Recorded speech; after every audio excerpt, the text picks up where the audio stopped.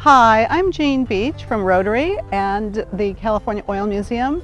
We're here today visiting with Melinda Pettit, who is the UC Master Gardener with the Museum of Ventura County Agriculture Museum. And Melinda, you're going to tell us today all about this beautiful garden and about the Master Gardeners program. Happy to.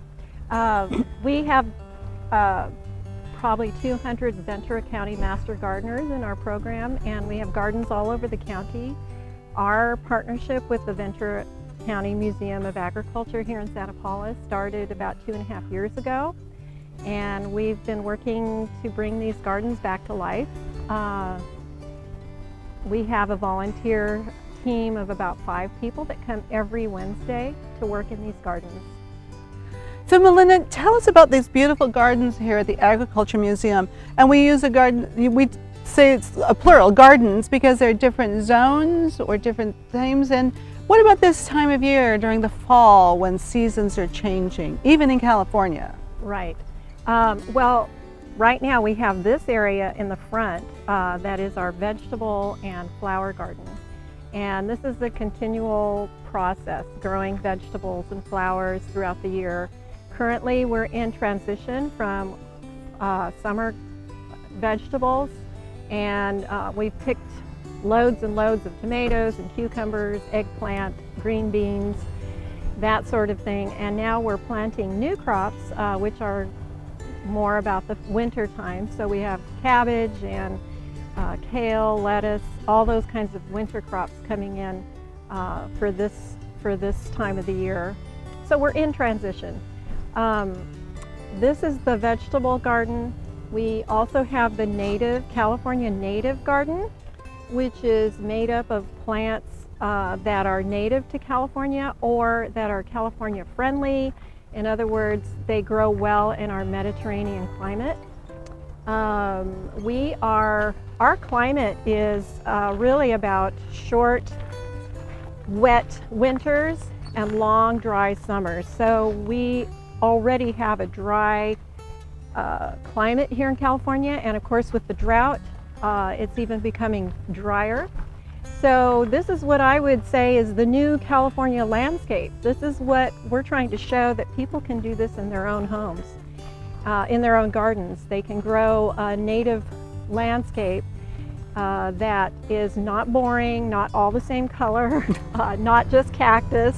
In fact, we have few cactus and succulents. We have mostly plants that would grow in the wildlands here in California that are just geared to our climate here in California. So all the plants here are native? Because I'm noticing lavender is... We have some Mediterranean, like the olive, the lavender are from the Mediterranean, but they grow well here in California. In fact, our lavender gets very little water, and our olive, all these trees that are in here and plants are very low water. In fact, so low that it's about 80% less water usage than the typical garden. Oh. So that is one of the benefits of having a native, California native garden, is that there's so much less water that's used, as opposed to our vegetable garden where we use loads of water. So, you know, there's that advantage. There's the fact that really when you're planting native plants, you don't need to use pesticides or fertilizers, because everything is geared to this area and takes care of itself pretty much. It's very self-sustaining. Well, a self-tending garden is everyone's dream. Not exactly self-tending, but very low maintenance. And low maintenance. I would say sustainable in that it requires less energy, less water, less maintenance, and so... Wonderful. Tell us a little bit about the vegetable garden. Oh, and I see beautiful peppers. Yes, well... Is this a cucumber? This is a cucumber, the last of our cucumber. Like I said, the summer vegetables are on their way out. We do have these herbs that are kind of a year-round thing. We have lots of eggplants still, and still lots of tomatoes. And the peppers, yeah, which are beautiful. We have lots of peppers, orange peppers. We just picked yesterday, so we have less in the garden today than we did yesterday. But like I said, we're planting new things. We have carrots, cabbage coming in, compost up here, and then another one in the very back.